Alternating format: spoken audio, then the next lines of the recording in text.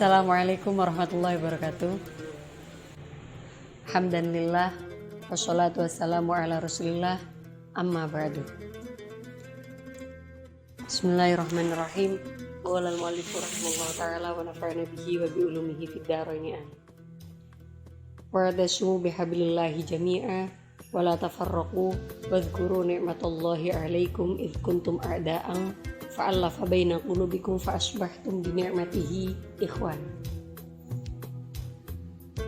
Wa tasimulan kekiyongono sira kabeh, tamasaku tegese kekiyongono sira kabeh bihablillahi kelawan taline Allah, aidinihi tegese agamane Allah, jami'an halis kabehane. Wala tafarraqu lan ojo pisah-pisah sira kabeh ba'dal islami ing dalam sause Islam. Wadhkuru lan ngelingono sira kabeh nikmatallahi ing oleh paring nikmat Allah. In a'mahu tegese oleh paring nikmat Allah alaikum ing atase sira kabeh ya masyarul ausi he kaum kabilah aus wal khajraj lan kabilah khajraj id kuntum ing dalem wektune ana sira kabeh qablal islami ing dalem sadurunge Islam iku a'daan pira-pira musuh fa'alafa mongko ngumpulake sapa Allah jamaah tegese ngumpulake sapa Allah baina qulubikum ing dalem antarane pira-pira ati ira kabeh bil islami kelawan agama Islam. Fa'asbahtum mongko sebab dadi sira kabeh. Fa'asbahtum mongko dadi sira kabeh. Fasirtum tegese dadi sira kabeh. Binikmatihi kelawan nikmati Allah iku ikhwanan pira-pira sedulur fitini ing dalam agama wal wilayah lan pemerintahan. Ayat tadi adalah ketikan dari Quran surat Ali Imran ayat 103. Adapun asbabun nuzul dari ayat tersebut ceritakan bahwasanya ada seorang Yahudi yang bernama Syas bin Qais yang suatu hari melihat ada beberapa kelompok dari kabilah Aus dan kabilah Khazraj yang bercakap-cakap dengan akrab.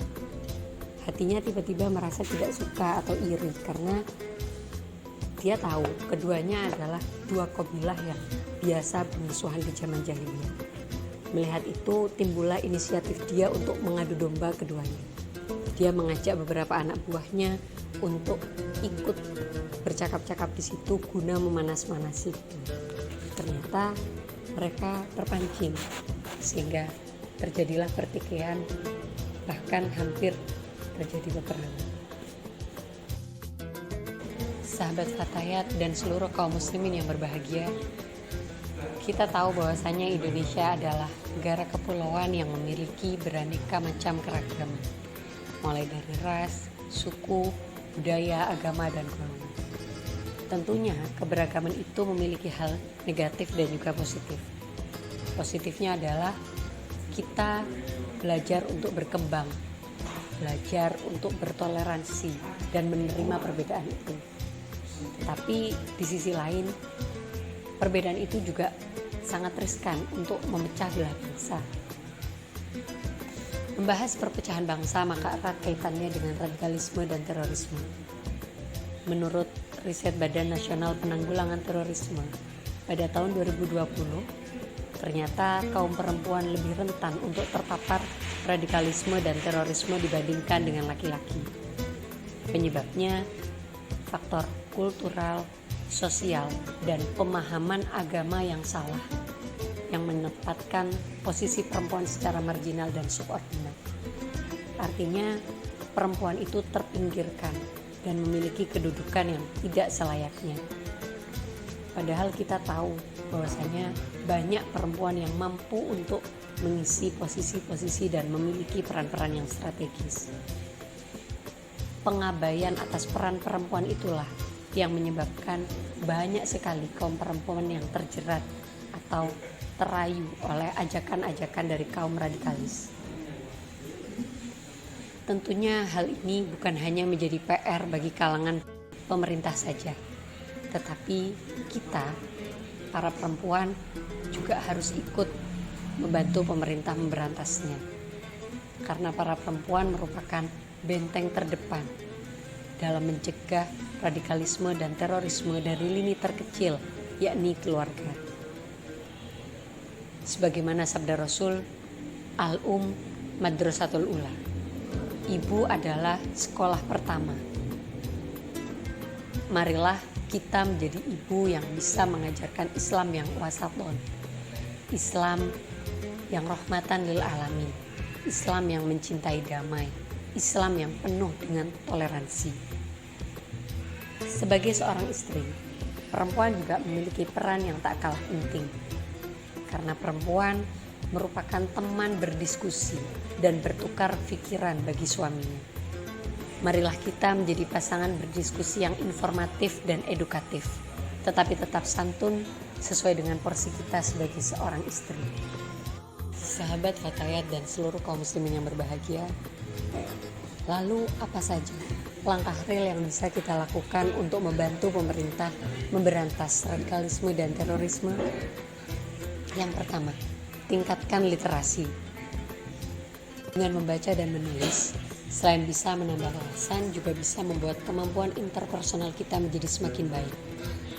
Kemampuan untuk berpikir dan menganalisis pun akan semakin meningkat, sehingga kita bisa lebih mengedepankan logika ketika ada ajakan-ajakan yang bersifat radikal seperti itu.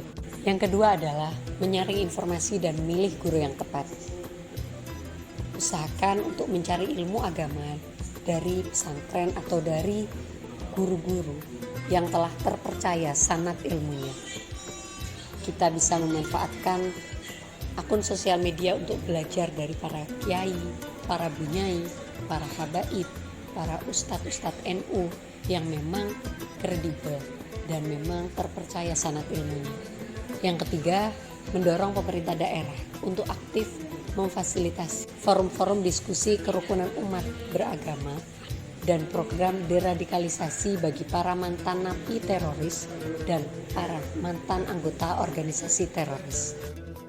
Sahabat Fatayat dan seluruh kaum muslimin yang berbahagia, pada akhirnya segala jenis keberagaman ini jangan sampai kita jadikan sebagai pemicu konflik, apalagi konflik berbasis agama. Sebaliknya, keberagaman ini justru menjadi penguat kita sebagai bangsa. Semboyan Bhinneka Tunggal Ika harus kita patrikan di dalam sanubari. Sebagaimana sabda Rasul, Bismillahirrahmanirrahim. Qala hadatsana Khalid bin Yahya, qala hadatsana Sufyanu an Abi Burdah bin Abdullah bin Abi Burdah an jaddihi an Abi Musa an Nabi sallallahu alaihi wasallam qol innal mu'mina lil mu'mini kal bunyani yashuddu ba'duhu ba'dan wa syabbaka asabi'ahu. Sesungguhnya seorang muslim dengan muslim yang lain itu laksana sebuah bangunan yang saling menguatkan, dan Nabi memperagakan dengan cara menyilangkan seperti ini. Billahi taufiq wal hidayah. Assalamualaikum warahmatullahi wabarakatuh.